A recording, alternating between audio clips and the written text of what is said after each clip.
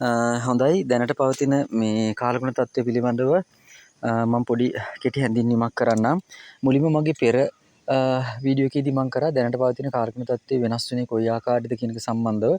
කොහොම වුණත් නිරිතදිග මෝසම් දිවයින හරහා ස්ථාපිත වෙමින් පවතින නිසා මේ කාලය තුළ කොහොමවත් නිරිතදිග කොටසට විශේෂයෙන් බස්නාහිර, සබරගමුව, දකුණු ඒ වගේම මේ පළාත් වලට වැසි ඇතිවීමේ හැකියාවක් පවතිනවා. විශේෂයෙන්ම දකුණු පළාතේ සහ බස්නාහිර පළාතේ වැසි තත්ත්වයේ වැඩිවීමක් තමයි අපේක්ෂා කරන්නේ. ඒ වගේම තමයි සබරගමු පළාතෙත් වැසි තත්ත්වයේ වර්ධනය වීමක් තියෙනවා. වයම් පළාත දක්වා මේක පැතිරලා යන හැකියාවක් තියෙනවා.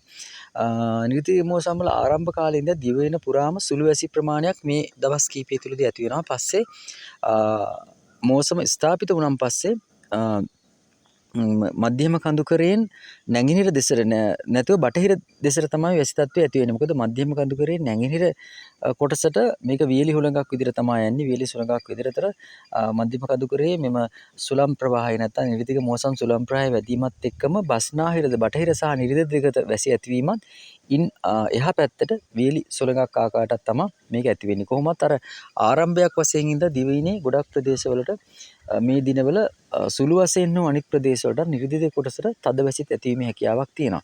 දැන් වෙනදා නිරිතදිග මෝසම් ආරම්භයත් එක්කම බෙන්ගාල බොක්ක ප්‍රදේශයේ කැළඹිල ස්වභාවයක් ඇති වෙලා තමයි මෝසම ස්ථාපිත වෙන්නේ. මේවර ඒ තත්ත්වයක් තවම දෙක ගන්න නෑ. නමුත් ඉදිරි දින තුනෙන් පසු මේ තත්ත්වයේ වර්ධනය වීමක් තමයි අපේක්ෂා කරන්නේ. ඒකින්ද අපි අවධානයට යොමු කරන්න ඕනේ. අපි කොහොමද දැන් පොසොන් පෝයත් සමග මේ වැසිවල යම් සම්බන්ධතාවයකුත් තියෙනවා. ඒ දින කිට්ටු වෙනකොට අපි දන්නවා වර්ෂාපතනයේ වැඩිවීමක් තියෙනවා. ඒත් එක්ක 9 වෙනි දිනට පෙර හෝ එම 9 වෙනි දින ආසන්න කාලය තුළදී බෙන්ගාල බොක්ක ප්‍රදේශයේ යම් කැළඹිලි ස්වභාවයක් වර්ධනය වෙලා වැසි තත්ත්වයේ වැඩිවීමක් අපේක්ෂා කරන්න පුළුවන්. ඉතින් ඒ වගේ තත්ත්වයක් තමයි දැනට තියෙන්නේ.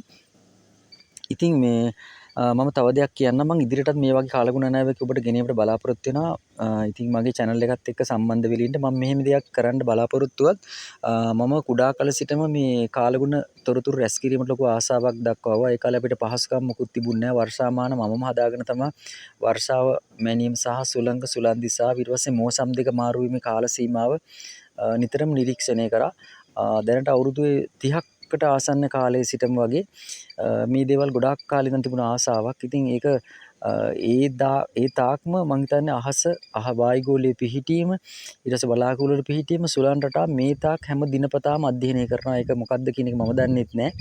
නමුත් මේ විෂයයට යම් විෂයකට තියෙන ආසාව තමයි යම් දෙයක් අපි ඉදිරියට අරන් යන්නේ. දැන් මට නවීන කාලගුණ දත්ත උපයෝගී කරගෙන මේකත් බද්ධ කරගෙන හොඳ අනාවැකි ඵල කිරීමේ හැකියාවක් තියෙනවා.